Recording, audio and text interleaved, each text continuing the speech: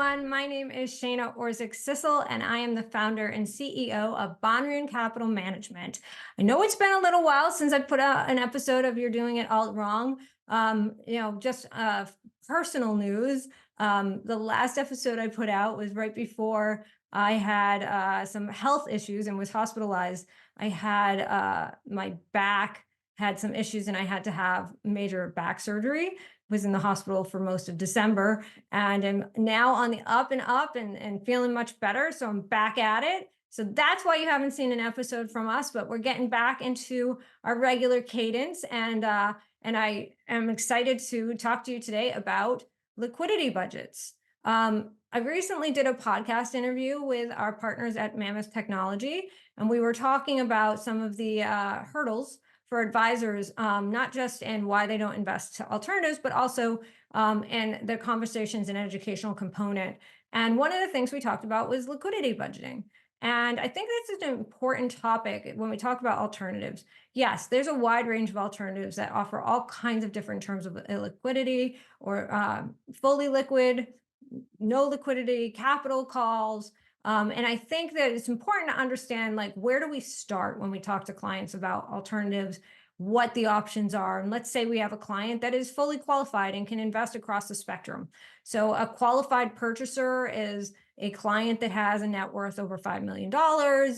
Most of it is liquid, and they meet what's called the qualified purchaser hurdle, which basically gives them access to anything and everything they want. There's a lower hurdle called the accredited investor hurdle, which is a little different. It's much lower. It's $1 million net worth or a salary of, I think it's $250,000 over the last few years, and some level of sophistication. And there are certainly doors that open with the accredited investor status, but the largest opportunity is qualified purchaser. So, let's say we have a client who's a qualified purchaser and we want to sit down with them and talk to them about their options and alternative investments. An important part of that conversation is going to be, what is their liquidity budget? And what does that mean? So that means, how much of their assets are they comfortable not having access to?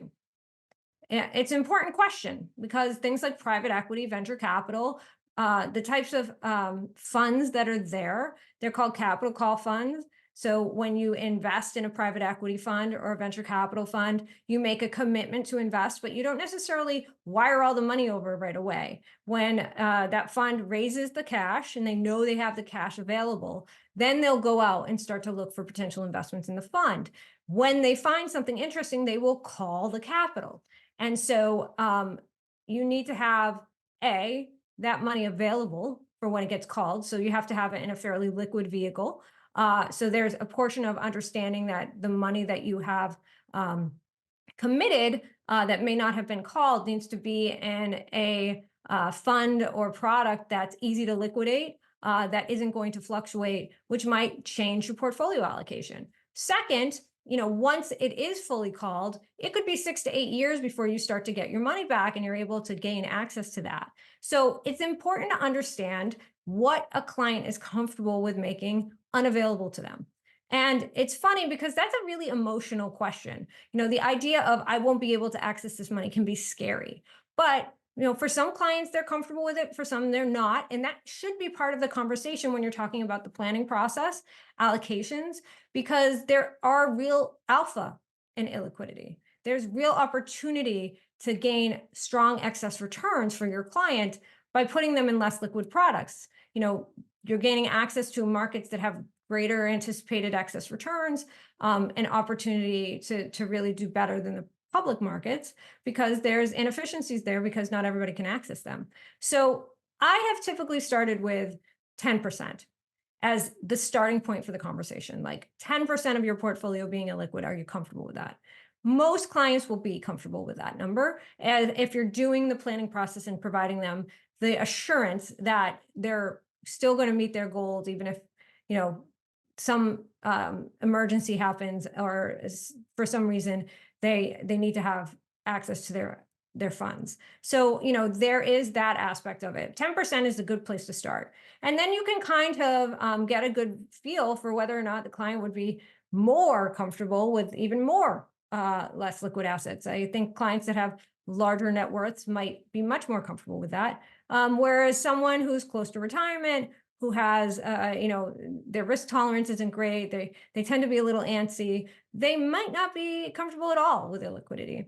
And it's not just a conversation that needs to be had as it presents itself with private investments. There are now 40 Act products like interval funds that have limited liquidity. And again, has to be part of the conversation. For example, an interval fund may be a good fit for a client who is accredited. But that client might be able to get monthly or weekly liquidity in a similar product in an LP form in a private fund.